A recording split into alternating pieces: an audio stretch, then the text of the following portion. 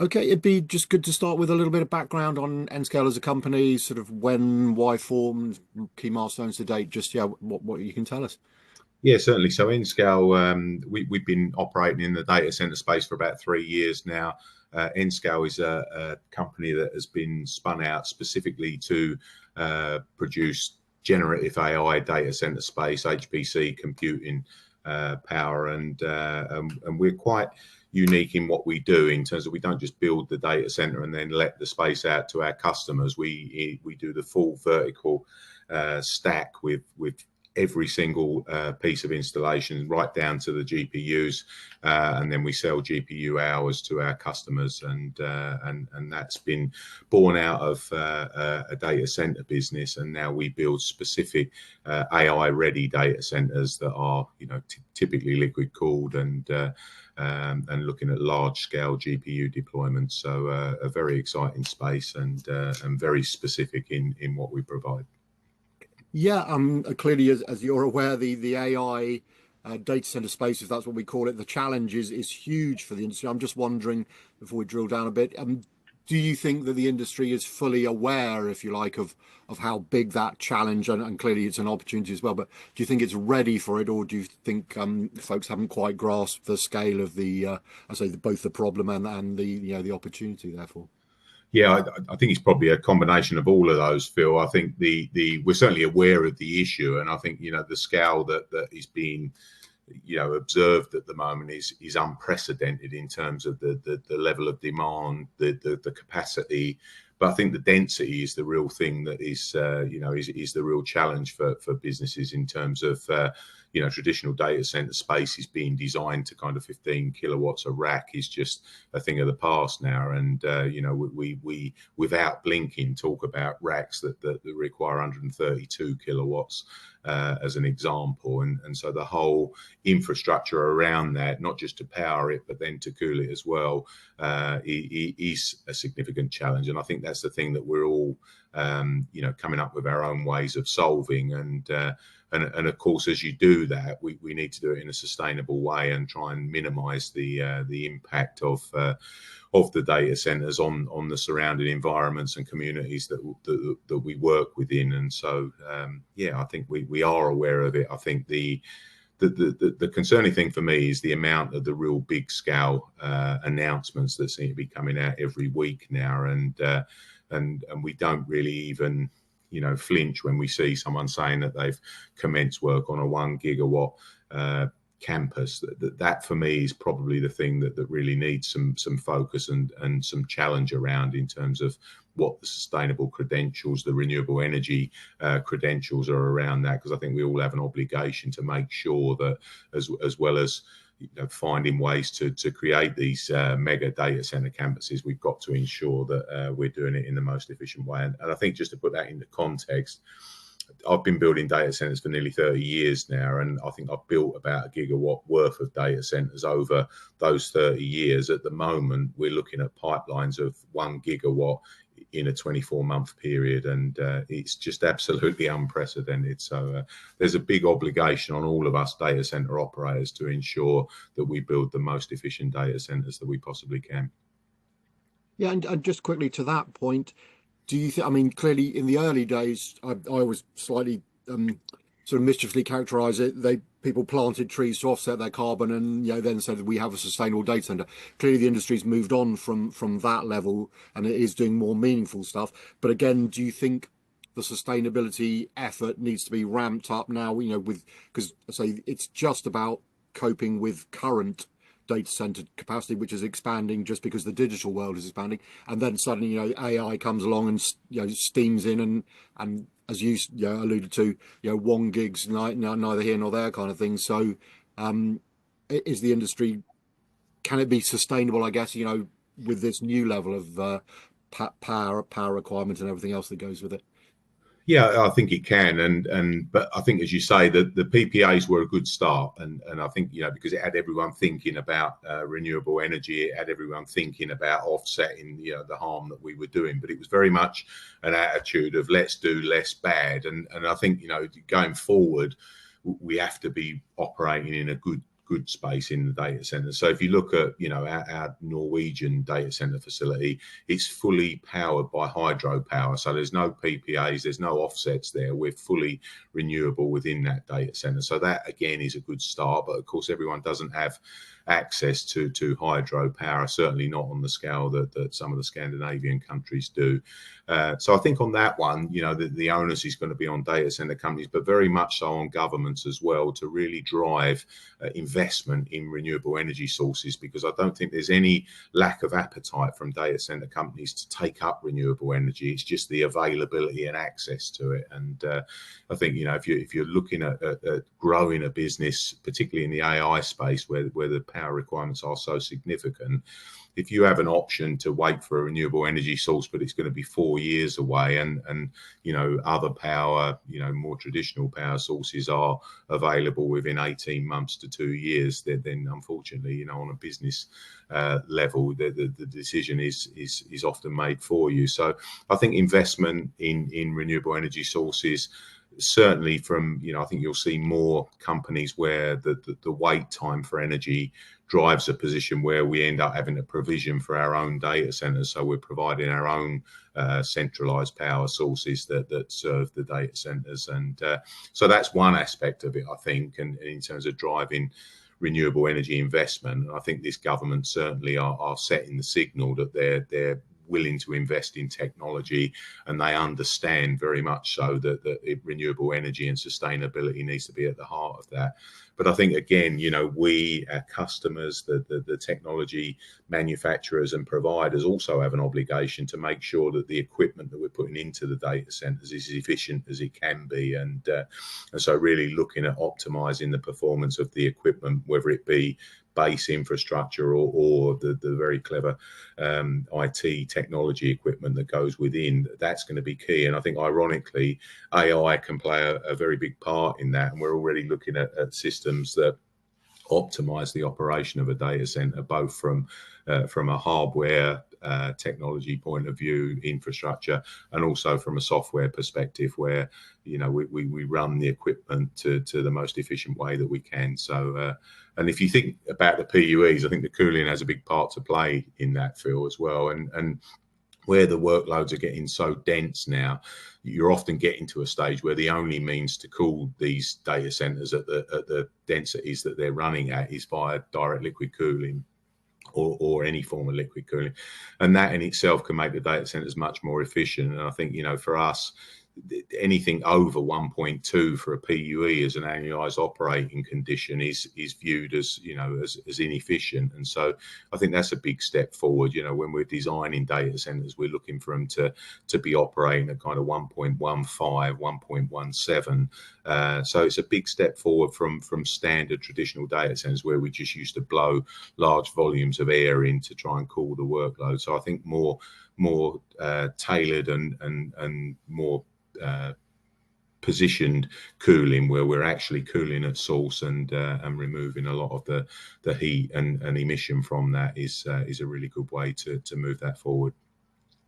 Okay, and in terms of the Nscale proposition, I mean, you explained a little bit at the start, but so you're not a colo. I mean, you build the data center, but then you then populate it with the, as I understand it, the IT stuff. So are you a cloud provider as a service? Just what is the model, I guess? What is it exactly that you're doing and then offering to the customers? Yeah, for sure. So we do have our own cloud services, and that is a big part of the business. But I suppose the best way to describe us would be GPU as a service. So we work directly with the manufacturers and their OEMs to ensure that we get allocation of GPUs. And I think even that, that the manufacturers, I think, very cleverly have got to a position where they want to vet every project that's going forward. They're not just issuing GPUs out here, there, and everywhere. So they want to understand who the end customer is, what the application is, which I think is a good way because it controls it. So we provision the whole piece, and I think the reason that's quite unusual and fairly unique is because there's such a massive investment in the IT aspect of any deployment. So the data center build, there's fairly standard metrics for that, and I guess if you rounded it up, you're probably looking at sort of 10 million a megawatt to build a data center. The investment from an IT side is sort of quadruple that, and can be more as well. So we provision the whole piece, and then it's GPU as a service. So we give access to our customers to GPUs, and they operate. In many cases, the scale that we're seeing coming through now is just absolutely way beyond expectations. And so for us, we I think very cleverly, Nscale had built up a very decent land bank of powered sites that they could develop in the future. And at the time, when you're talking about sites that have a 400 megawatt supply, 330 megawatt supply, it seems like a pipe dream. But now we're really starting to see levels of demand that could justify, certainly 50% of that site being deployed immediately, and then you scale from there as well. So so I think GPU as a service is probably our old position in the business, with cloud services in addition to that. Yeah, and I know, and again, you mentioned it already, but in terms of your data centers, I think you're keen to promote the fact that, whereas a lot of people regard them as sort of, not, if not the enemy, everyone's aware of how much power they consume, is it 1% or whatever, and certainly local authorities and stuff are either having moratoriums or banning new data centers, etc. But I think you're keen to demonstrate that data centers can actually be sort of a power for good within communities through some of their sustainability stuff, and I guess also location is quite important. So just perhaps you can expand on how you think data centers can be a sort of force for good, as opposed to maybe at the moment where everyone thinks they're a little bit of a bad citizen when it comes to the environment. Yeah, absolutely. I completely agree. And I think, I think the first thing I would point to is the real work that's going in, meaningful work that's going in to make the data centers more efficient, so that we get to this, this net zero position. Whether it can ever be achieved or not is it's probably beyond me to say, but certainly we're getting down to a very minimal impact that the data centers have now.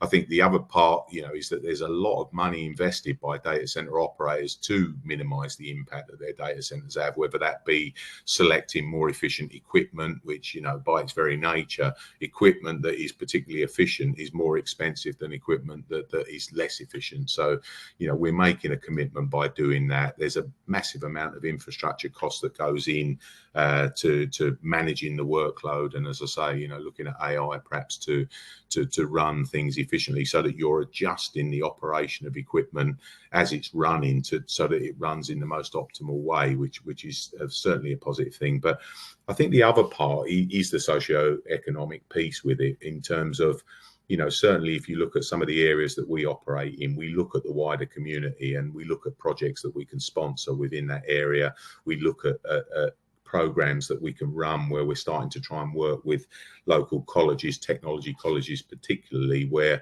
we can run data center operator courses there.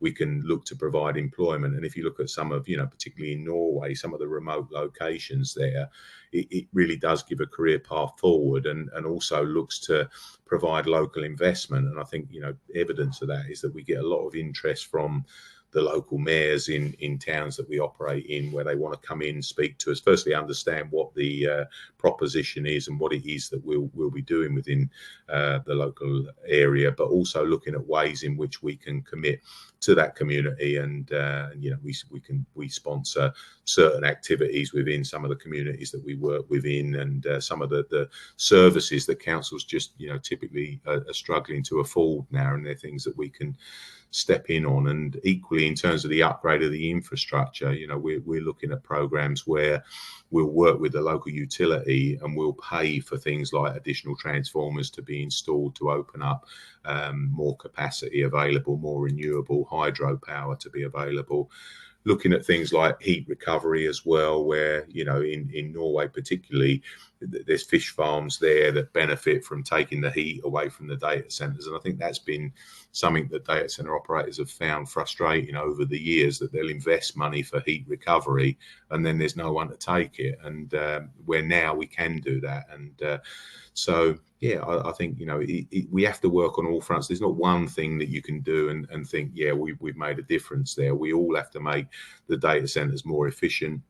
I think, one of the things we are looking at now is that with the growing density of the racks, we can use smaller footprints, certainly for the data space now, and you have fewer racks. We're talking about a 40 megawatt deployment for one of our customers.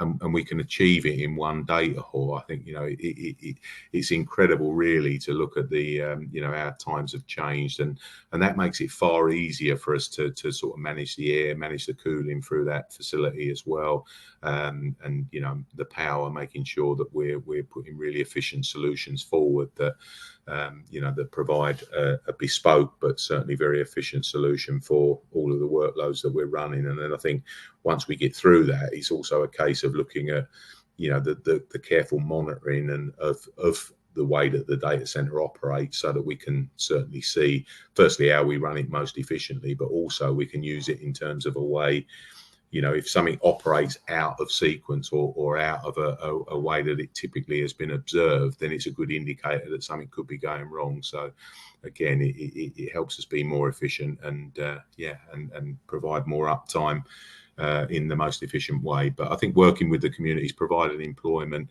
and making sure that we're putting back into the communities is and most data centers are doing that now. And I think that work often goes unpublicized, and we could certainly do a better job, I think, of marketing all the good things that we do.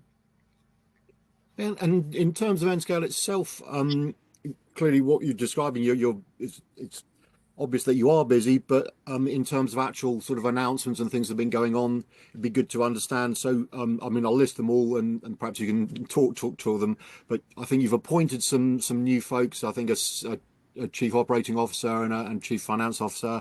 You've got partnerships fairly recently announced, I think, with Nscale and Open Innovation. And then I think there was also an acquisition of, was it Contain or Container? So perhaps you can just explain, if you like, the dynamics of that, how that's demonstrating that you're moving forward as a company. Yeah, certainly. So I think the appointments are big news for us, and Josh Payne, our founder, is acutely aware that to grow the business at the scale that certainly there's the potential there for, and his aspiration, he needs to have a very experienced board there that have experience of running bigger companies. And so certainly for myself, coming from big data center organizations, we've had Carl Havard come in as our COO, who has operated in the AI space for a number of years and certainly been highly successful.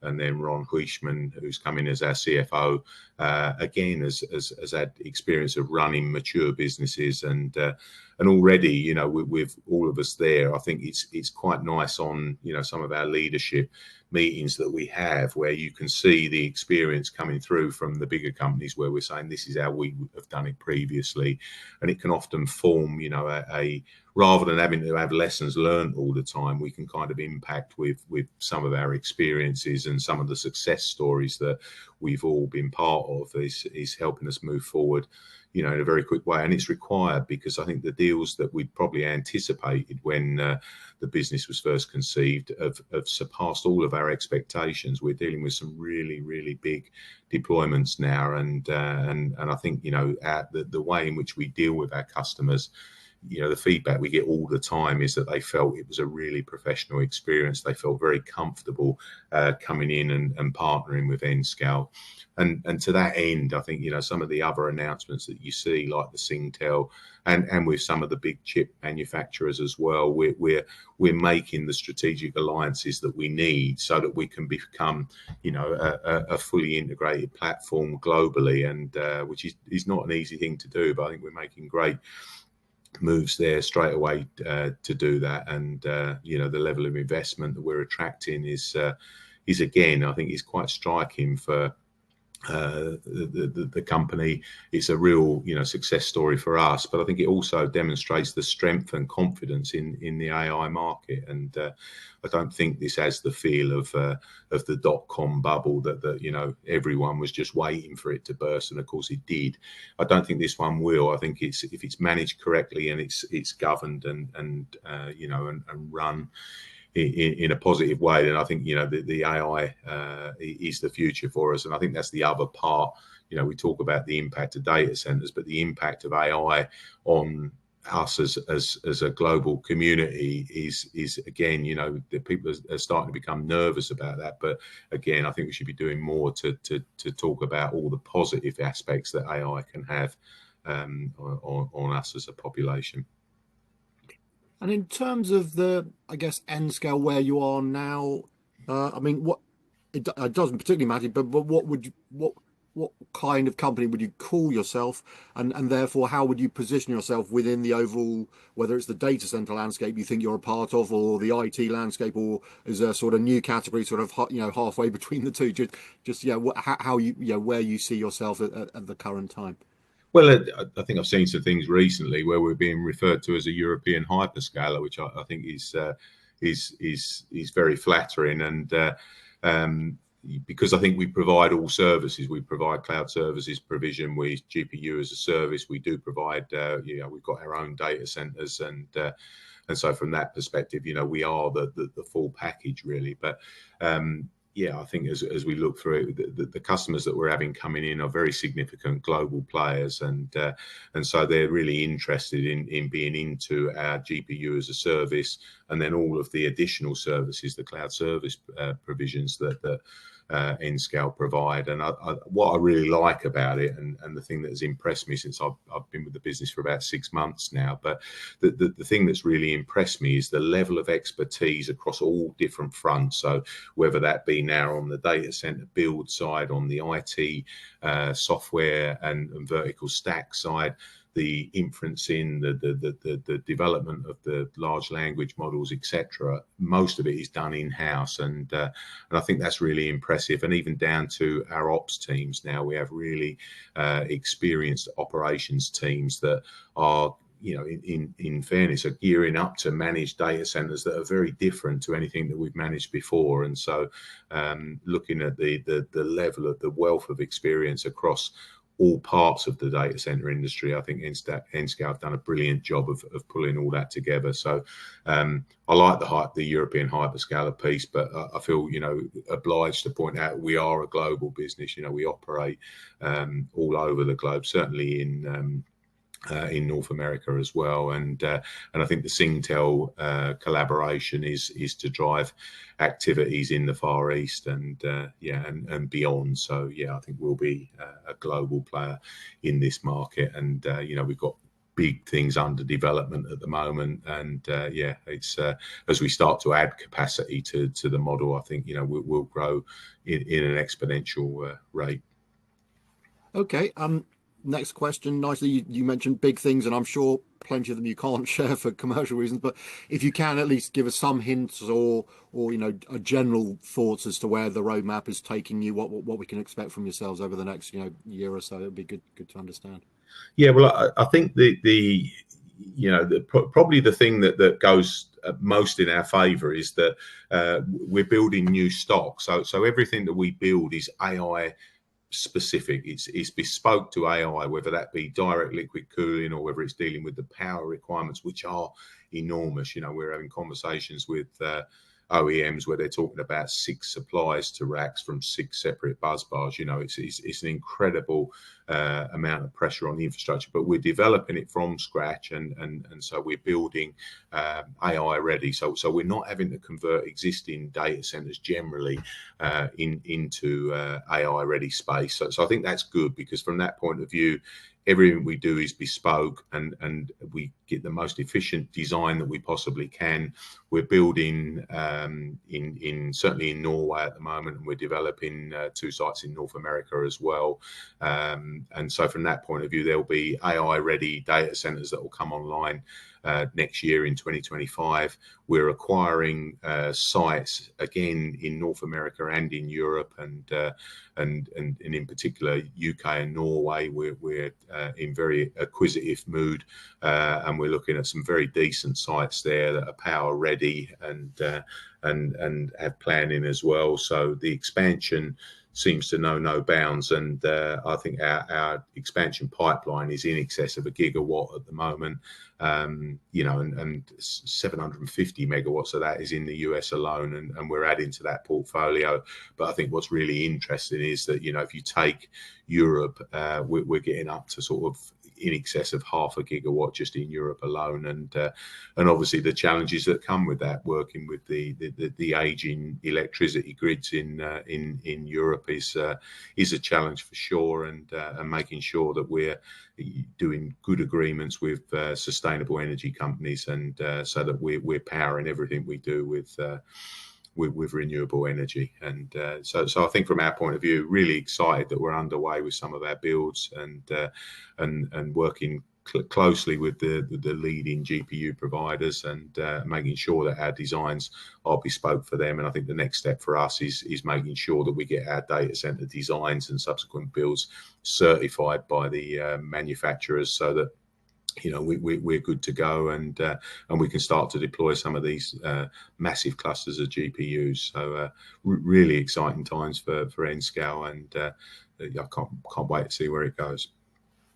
And maybe finally, I often ask the question, digital world obviously has certain requirements. The sustainable world has, shall we say, different requirements, and you can potentially say the two are if not incompatible, certainly not, you know, directly compatible. Just your thoughts, and I know you mentioned, you know, some of them as we went through, but just your thoughts as to whether we can sustain the digital world, if you like, and head towards net zero successfully, or do you think there has to be you know, some element of compromise, whether it's, you know, governments telling us, oh, we have to consume less digitally, or we're not going to quite get to net zero because everyone wants all these digital services, so that's the priority. Just any thoughts you might have as to how we balance that moving forward? Well, I think, you know, my answer to that, we've got to, because I don't think the requirement for digital is going to go away. I don't really think that people are going to be able to abate the use of digital technology, you know, whether it be us all wanting to go on our phones and see what the balance of our bank account is, or whether you want to do a call with your doctor because, you know, it's more convenient to do that, or you want to shop online. You know, there's so many things that we do that require data centers, and specifically AI. So I don't think there's going to be a position where governments will stop the digital momentum. I think, you know, you probably will see a bit more of the build moratoriums coming in, but that really is going to be to protect the infrastructure that's in place. And so for me, I think there's got to be a lot more investment in renewable energy, and that really is key. I think we've got to look at, you know, the potential for data centers in some regions to be self-powering, where, you know, we're building our own power sources so that we're not viewed as a draw on the local grid or network, and certainly not inconveniencing any of the areas that we operate within. I think driving the efficiency of the equipment is going to be key. I mean, all we hear is about, you know, later releases of GPUs are going to be significantly more power hungry than the previous edition, and I think from that point of view that we need to manage that message, because I think we're working with you know, the biggest providers of GPUs in the world, and when they actually release the information, it's nowhere near as bad as the unhelpful rumors that circulate in terms of it's going to be this big, it's going to be this amount. And so working closely with the manufacturers, I think, is going to be key. And I think the other thing that we probably are going to have to get much better at is actually understanding what the requirements are. I think how much have we seen over the last 10 years of people asking for and booking capacity that they're never going to get near to their use of, but you provision all of the equipment for it, you take energy from power grids to feed that demand, and then, you know, even in some of the bigger players, we're seeing utilization rates of 50-60% of a contracted capacity load. And so I think that, for me, we need to get better on that. And And equally, I think you'll start to see whether it be governments or the utilities themselves will start to put measures in place where they say if you book capacity and then you don't use it, there's a penalty to you, or you can have it taken off of you. So I think, you know, better management of capacity, better projections of what we actually need for the operation, and then when we are into production and we are running AI data centers, closely monitoring it to see, you know, what the utility rate is at the moment. You know, there is no equipment that runs at 100% of the face rate. So looking at what the actual requirement is, I think is going to be key, so that we can manage that far better, and we're then not putting unnecessary demand on the utilities. But I think an overhaul, and, you know, dare I say, without being controversial, I think looking at alternative fuel sources as well. You know, nuclear is a big one that is being discussed at the moment, and I think, you know, that comes with its own challenges. And but equally, if it's, you know, if there's a way to manage and regulate that properly, that could be another good way of powering data centers for the future. And but really, you know, renewable, as much hydro power that we can use, solar power, wherever we can. It's if we can have reliable sources for that, I think every data center operator in the world wouldn't hesitate to use it. So yeah, I think it will happen. And you know, whether we can get to net zero or not, that's a big question for me. But the way I look at it is, even if we don't, if we can get down to 5% or 4%, or, you know, it's still better than where we are currently. And I think we've got to have a firm commitment. And I don't think we need to wait for governments to tell us that. I think all data center operators know, and we've got a social obligation that we need to be doing less harm. And I don't think there's a data center company out there that doesn't want to be better than they are currently. Okay, I mean, it's been fantastic to chat, and some brilliant insights into both what's going on at Nscale and the industry, well, data center industry, IT industry, digital industry, Yeah. more generally. So, Alex, it's been great to chat. Really appreciate your time. Thank you. Thanks very much, Phil. Cheers.